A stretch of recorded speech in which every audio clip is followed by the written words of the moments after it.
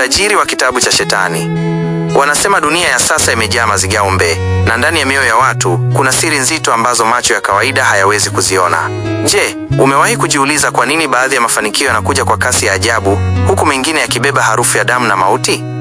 Hapa ni Book Story, elimu ya wote. Leo tunawaletea mkasa mzito, simulizi ya kweli yenye onyo kali kwa vijana wote wenye kiu ya mafanikio ya haraka. Hii si habari ya kusadikika, wala si mkasa wa Freemason. Huu ni mkasa wa kijana Jack aliyethubutu kufungua kurasa za kitabu cha Shetani. Mungu alituhusia subira, akasema milango ya baraka itafunguka kwa wakati wake. Lakini Jack, akiwa katikati ya jiji la Paris, Ufaransa, alishindwa kusubiri. Alitafuta ufunguo wa utajiri kwenye giza, na alichokipata kilikuwa zaidi ya pesa na dhahabu. Kilikuwa ni mkataba wa roho yake.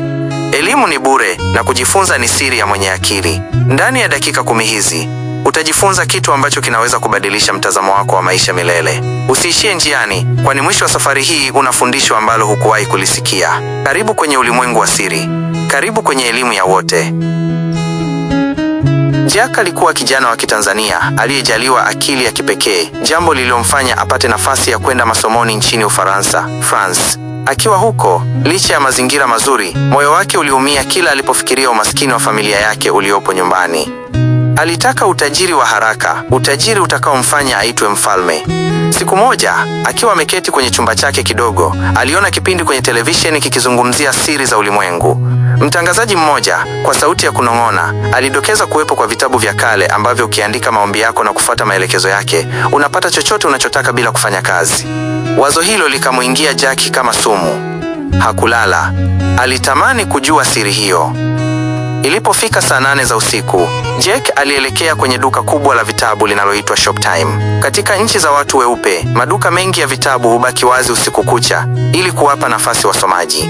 Akiwa ndani ya duka hilo lililojaa harufu ya karatasi za kale, Jack alikumbuka mchoro aliouona kwenye TV, kitabu chenye picha ya kichwa cha mwanadamu chenye pembe za mnyama.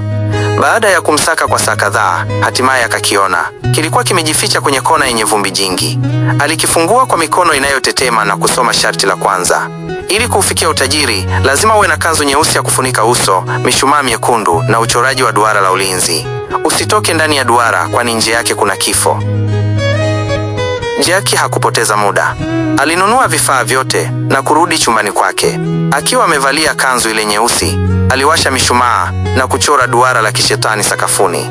Alinyanyua mikono yake juu na kutamka maneno ya laana mara 3. ZUU, ZUU, ZUU, ZUU. IMARA, IMARA, IMARA. SHA. Ghafla, chumba kilijaa upepo mkali wa baridi. Kishindo kizito kilisikika nyuma yake. Jack aligeuka na kukutana na kiumbe cha kutisha. Macho mekundu kama moto, mwili mkubwa wenye manyoya na mapembe marefu ya ng'ombe. "Nimekuja bwana wangu," kiumbe kile kilunguruma. "Mimi ni mtumwa wa kitabu hiki." "Unataka nini?" "Nataka utajiri, pesa na dhahabu," Jack alijibu kwa ujasiri wa bandia. Kwa dakika moja tu, chumba kile kilijaa mabunda ya dola na dhahabu za kung'ara. Lakini kiumbe kile kilitoa sharti. 1, siri. Hakuna mtu mwingine anayepaswa kusoma kitabu hicho. Akisoma, yeye atakufa na wewe utafilisiwa. 2, kafara. Kila wiki, lazima utoe kafara ya damu ya mnyama kwa kutumia maneno yale yale. Jack akawa tajiri mkubwa Ufaransa. Alimiliki magari, majumba na wanawake warembo. Lakini kama wasemavyo, mali ya shetani haina amani. Baada ya kulewa pombe kupindukia, Jack alirudi na mwanamke ndani ya nyumba yake na kulala fofofo. Yule mwanamke, kwa tamaa ya kuiba, alianza kupekua nyumba. Chini ya kitanda cha Jack alikuta sanduku la mbao. Alipofungua, alikiona kile kitabu. Kwa kutokujua, alisoma maneno ya mwanzo yaliyoahidi utajiri. Hakujua kuwa amesaini hati yake ya kifo. Asubuhi iliyofuata, Jack aliamka na kukuta kitabu kikiwa kimeachwa wazi. Moyo ulimlipuka. Alipowasha TV, alikutana na habari ya kushtusha. Mwili wa mwanamke aliyekuwa naye usiku umekutwa barabarani ukiwa hauna tone la damu.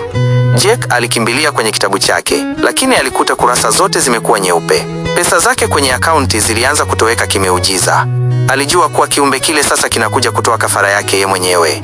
Kwa hofu ya maisha yake, Jack alichukua mabaki ya pesa kidogo na pasipoti yake.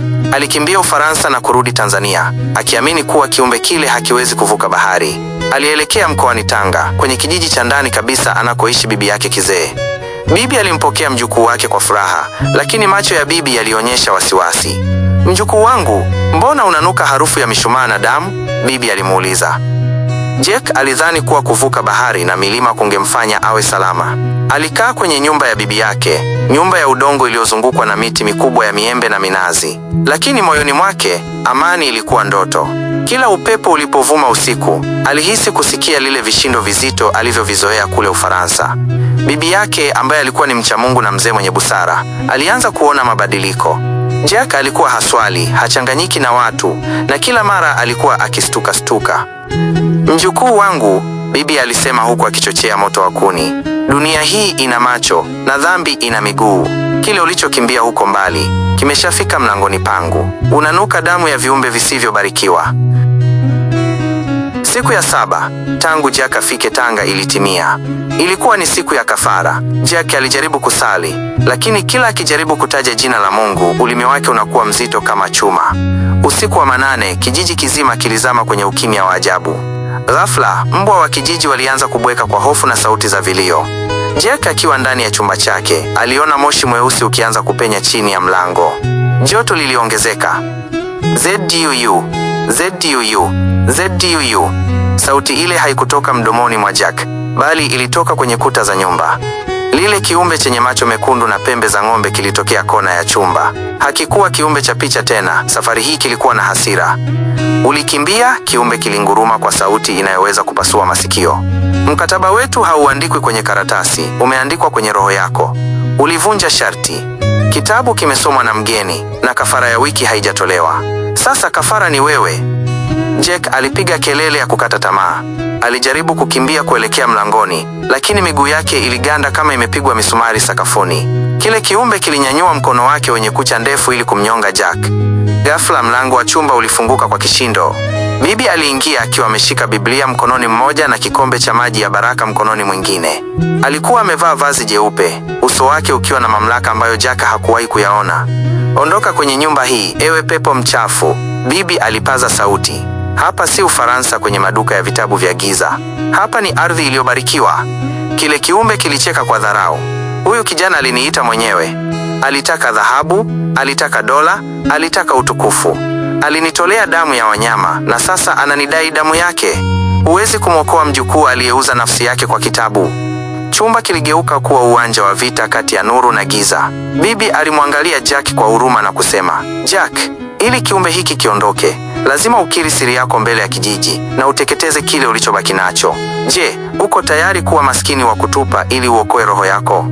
Jack, huku akitokwa na jasho la damu, alihisi kile kiumbe kikimkaba koo. "Niko tayari bibi, niko tayari."